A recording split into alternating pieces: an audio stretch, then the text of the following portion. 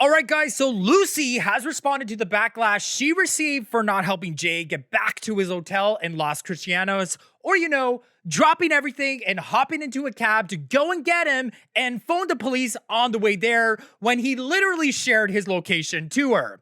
Instead, Lucy opted to go to the police station and suspiciously reported him missing when he wasn't even missing yet. And then she set up a GoFundMe and changed her story multiple times. So me and Gabby want to see what Lucy has to say, and let me know your thoughts in the comments. So don't forget to like, comment, subscribe, and ring the bell so you can hang out with me and Miss Gabby in the live chat right here. Justice for Jay. Let's get it. Got this video from Haley Comment, who spoke directly to Lucy. And another thing that blows my mind, it was me who rang the police. It was me who rang the British Embassy. It was me who rang the British Consulate. It was me who had the posters made. It was me who made the report. It was me out looking for him for days on end with no sleep and food. It was me who found the house he was at before the police even decided to start investigating. It was me who actually made it so public by posting on TikTok. It was me asking anyone I walked past if they had seen him. It was me who asked at every cafe and bar in the Mascot area, and it was me who had to tell his poor old mum. It was me bawling my eyes out with so many questions as to where he was and what happened, and yet it's still me that's getting all this hate, when all I can think about is where my best friend is, and how we were having the holiday of a lifetime, and now he's not coming home. Begs the question, where was best friend Brad? You all know Jay's missing, and Brad is his best friend. We're like brothers. Where are you, Brad? Because last time I heard, you were a full-bodied teenager who should have loads of energy, that you couldn't even search the mountains once. You can't even put up a poster. And then I say, do you have a call list of that day so I can see that you've called the police, the British Embassy, and the consulate? And I said, obviously, block out any other numbers that aren't involved, but just show me the calls you made to the authorities. And she said, I don't anymore. I've had so many spam callers. It's long gone. I deleted it. And I'm like, you deleted the one thing that could prove you were telling the truth. And she's like, I didn't realize I would need it. Wow, so go give Haley Comment a follow. I'll link her in the description below. There's a lot to unpack here, but the first thing I noticed was there was a lot of me's in this clap back. I mean, just get over yourself, Lucy. To me, this sounds like a self-centered response, and just like her buddy Brad, Lucy didn't really explain anything or give the answers the family themselves want. But did you guys catch that one bombshell? Lucy deleted any and all proof of what she's saying is true. Now, I'm not an expert, but the moment this case happened and authorities knew that Jay was missing, these friends should have handed over their phones. The fact that she just said she erased these important call logs says to me that she might be hiding clues of what happened to Jay. Now, I'm not familiar or an expert with the laws in Tenerife or Spain. I mean, if there are any laws in Tenerife. But this sounds like obstruction of justice to a Canadian, because many people think Lucy's behavior in this aftermath raised a lot of red flags. They all need lie detector tests immediately.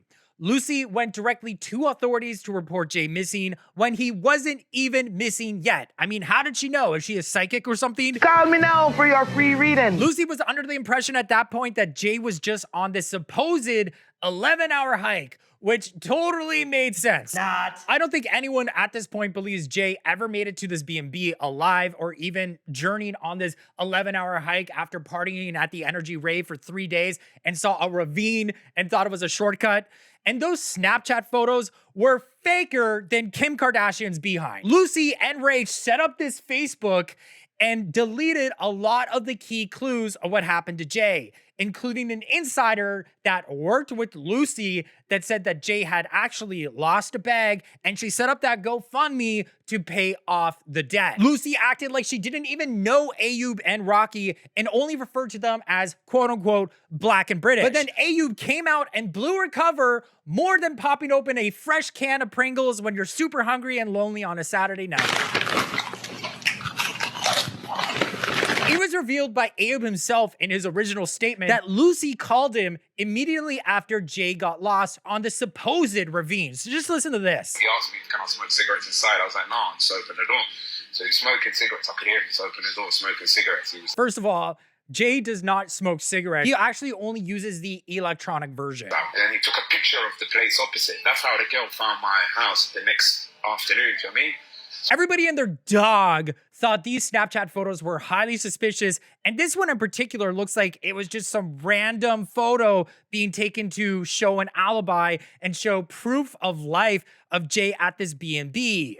So let's get this straight, Lucy. She was able to identify the location of Ayub's B&B through this photo.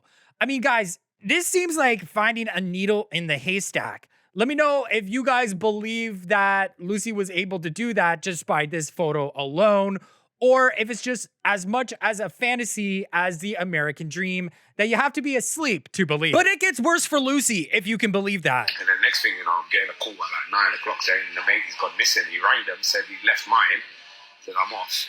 And then he rang them 50 minutes later saying, yo, I'm in the ditch, I need water. I think I'm going to die. That's what he told the girl, I think I'm going to die. And I'm on 1%. And then he sent the last location. And the last location was on some wrong path. A good 20 minutes behind mine, a good half an hour behind mine, do you know what I mean? So it's clear from this statement, Lucy had Ayub's number. How did she have his number if she didn't know him? Lucy also said that Jay was in a ditch cut by a cactus at 8:15 a.m. to Ayub, according to Ayub himself. So one night, I pieced together all of Lucy's supposed phone calls with Jay, and this is what I found. Her phone call changed at least 5 times, from 8 a.m. to 8:15 a.m. to 8:30 a.m. to 8:44 a.m. to 8:15 a.m. Man, I really need a life. But this timeline kept getting pushed back after Warren came out and said it was actually a 90-minute walk to Jay's final location. So unless Jay was some sort of marathon runner after 3 days of partying, there was no way he was anywhere close to a ditch at 8:15 a.m. when there was this supposed sighting by Ophelia right here, a kilometer away from his B&B at 8:15 a.m. He was nowhere near the ravine and definitely not in a ditch at that point. So in my opinion, their entire timeline and sequence of events sounds fabricated AF. And then this bombshell. Screenshots of these phone calls came out that revealed that Jay never called Lucy, but Lucy called him. Is it just me, or was Lucy trying to create an alibi? Because in her disaster of a BBC interview, she slipped up and said Jay didn't even have his phone. If you look around, you can literally see it's not safe for anybody to have been here without any of the supplies that you need. He's not got any hiking stuff. He's not got any sun cream. Like, he's not got his phone. He's in severe danger. And I just feel like I've been up here every single day since. It sounds to me like his friends were calling his phone to create an electronic trail of their final movements. I mean, there's absolutely no call log of Brad's Snapchat video call with Jay when he said he called him and when Jay was sliding down the rocks at 8:30 a.m. So these calls, in my opinion, never existed. And if Lucy, as she stated, deleted all these call logs, how was she able to send this screenshot? Make it make sense. Oh.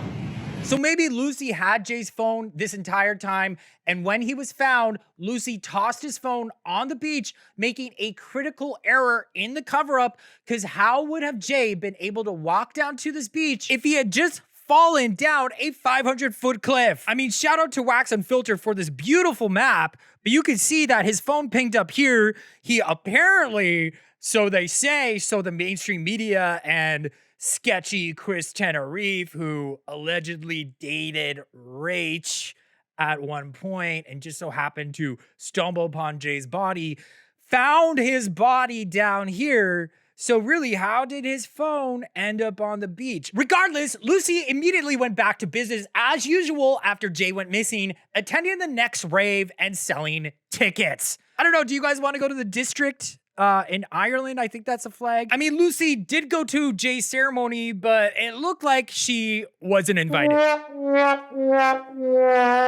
I think Jay's parents are on to Lucy. and her lies. What do you guys think? Sound off in the comments below, and don't forget to subscribe by hitting my face here, and let's roll the outro. Love you guys.